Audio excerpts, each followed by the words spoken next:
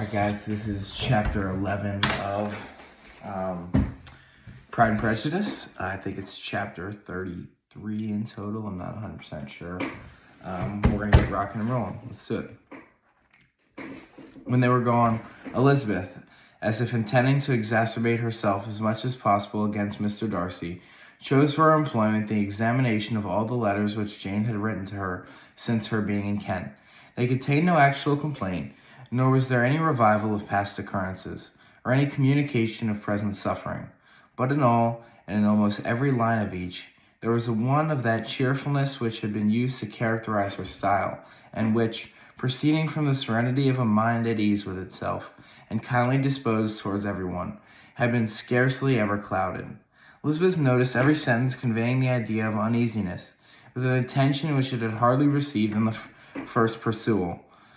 Mr. Darcy's shameful boast of what misery he had been able to inflict gave her a keener sense for his sister's sufferings. It was some consolation to think that his visit to Rosings was to end on the day after the next, and a still greater that in less than a fortnight she could herself be with Jane again, and enabled to contribute to the recovery of her spirits by all that affection she could. She could not think of Mr. Darcy's leaving Kent without remembering his cousin was to go with him. But Colonel Fitzwilliam had made it clear that he had no intentions at all, and as agreeable as he was, she did not mean to be unhappy about him. While settling this point, she was suddenly roused by the sound of the doorbell, and her spirits were a little fluttered by the idea of Colonel Fitzwilliam himself, who had once called late in the evening, and might now come to inquire particularly after her. But this idea was soon banished, and her spirits were differently affected, when, to her utter amazement, she saw Mr. Darcy walk into the room. In a hurried manner, he immediately began an inquiry after her health, imputing his visit to a wish of hearing that she was better. She answered him with cold civility. He sat down for a few moments, and then getting up, walked about the room. Elizabeth was surprised, but said not a word. After a silence of several minutes, he came towards her in an agitated manner, and thus began. In vain have I struggled. It will not do. My feelings will not be repressed. You must allow me to tell you how ardently I admire and love you. Elizabeth's astonishment was beyond expression. She stared, colored, doubted, and was silent. This he considered sufficient encouragement, and the avowal of all that he felt and had long felt for her immediately followed. He spoke well, but there were feelings beside those of the heart to be detailed, and he was not more eloquent on the subject of tenderness than of pride. His sense of her inferiority, of its being a degradation, of the family obstacles which judgment had always opposed to inclination, were dwelt on with a warmth which seemed due to the consequence he was wounding, but was very unlikely to recommend his suit. In spite of her deeply rooted dislike, she could not be insensible to the compliment of such a man's affection. Though her attentions did not vary for an instant, she was at first sorry for the pain he was to receive, till, roused to resentment by his subsequent language, she lost all compassion and anger. She tried, however, to compose herself, to answer him with patience, what he would have done. He concluded with representing to her that strength of that attachment which, in spite of all his endeavors, he found impossible to conquer, with expressing his hope that it would now be rewarded by her acceptance of his hand. As he said this, she could easily see that he had no doubt of a favorable answer. He spoke of apprehension and anxiety, but his countenance expressed real security. Such a circumstance could only exacerbate farther. When he ceased, the color rose in her cheeks, and she said, "In cases such as this, I believe the established mode to express a sense of obligation for the sentiments avowed, however unequally they may be returned. It is natural that obligation should be felt, and if I could feel gratitude, I would now thank you, but I cannot. I have never desired your good opinion, and you have certainly bestowed it most unwillingly. I am sorry to have occasioned pain to anyone. It has been most unconsciously done, however, and I hope will be short of duration.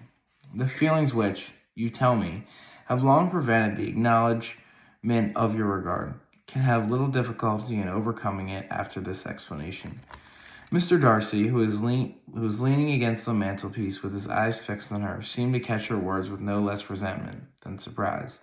His complexion became pale with anger, and the disturbance of his mind was visible in every feature. He was struggling for the appearance of composure, and would not open his lip till he believed himself to have attained it. The pause was to Elizabeth's feelings dreadful. At length, in a voice of forced calmness, he said, "And this is all the reply which I am to have the honor of expecting. I might, perhaps, wish to be informed why. With so little endeavor at civility, I am thus rejected, but it is of small importance." "I might as well inquire," replied she, "why was so evident a design of offending and insulting me? You chose to tell me that you liked me against your will, against your reason, and even against your character. Was not this some excuse for incivility? If I was uncivil? But I have other provocations. You know I have. Had not my own feelings decided against you? Had they been indifferent? Or had they been favorable? Do you think that any consideration would tempt me to accept the man who has been the means of ruining, perhaps ever, the happiness of a most beloved sister?" As she pronounced these words, Mr. Darcy changed color. But the emotion was short, and he listened without attempting to interrupt her while she continued. "I've every reason in the world to think ill of you. No motive can excuse the unjust and ungenerous part you acted." Hold on, guys.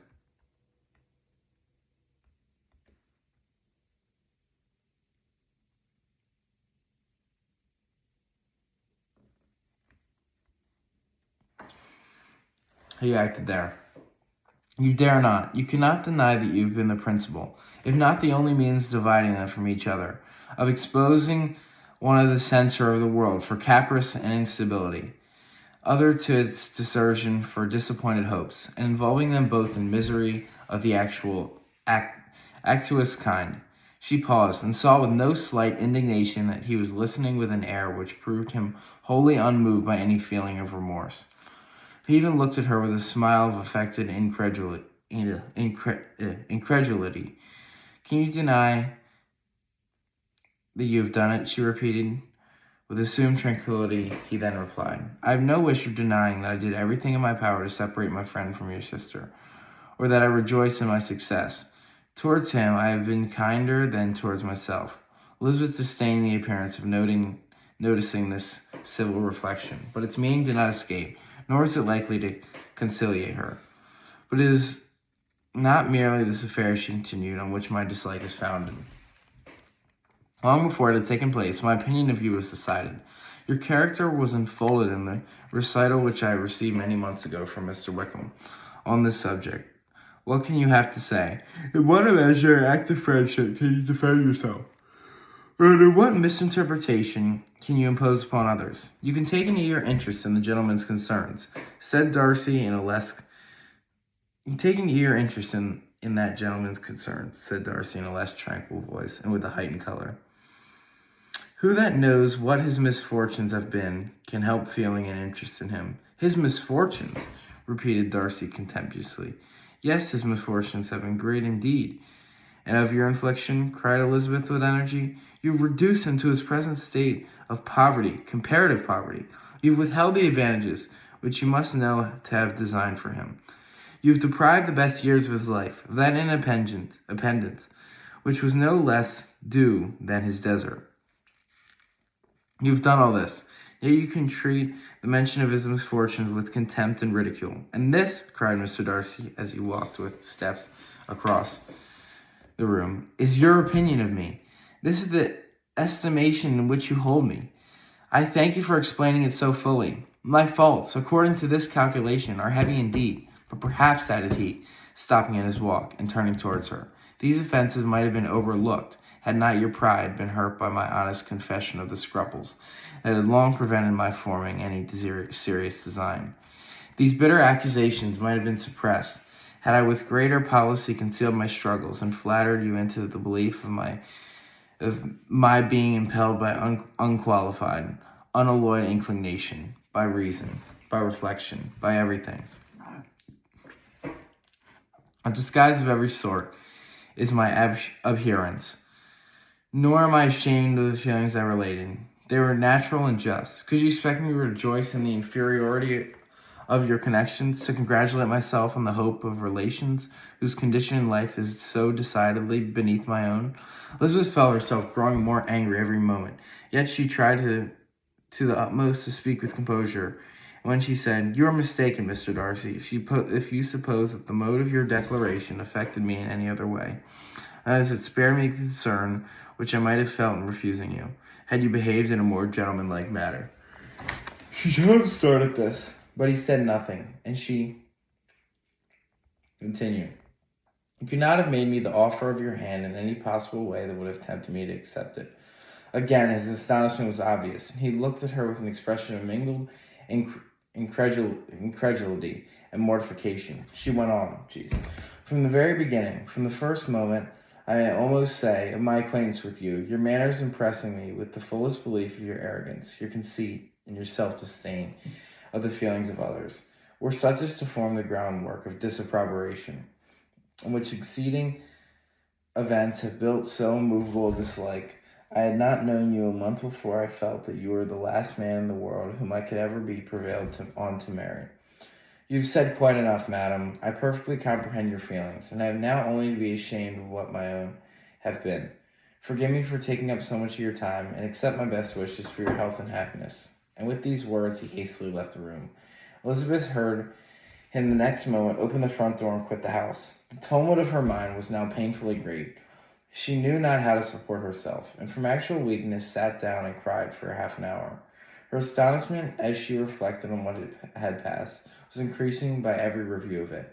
That she should receive an offer of marriage from Mr. Darcy, that he should have been in love with her for so many months, so much in love as to wish to marry her in spite of all the objections which had made him prevent his friend marrying his sister, and which must appear at least with equal force in his own case, was most incredible. It was gratifying to have inspired unconsciously so strong an affection. But his pride, his abominable pride, his shameless avowal of what he had done with respect to Jane, his unpardonable assurance at acknowledging, though he could not justify it, and the unfeeling manner in which he mentioned Mr. Wickham, his cruelty towards whom he had attempted to deny, soon overcame the pity which the consideration of this attachment had for a moment. She continued a very agitating reflections till the sound of Lady Catherine's carriage made her feel how unequal she was to encounter Charlotte's observation, and hurried away to her room.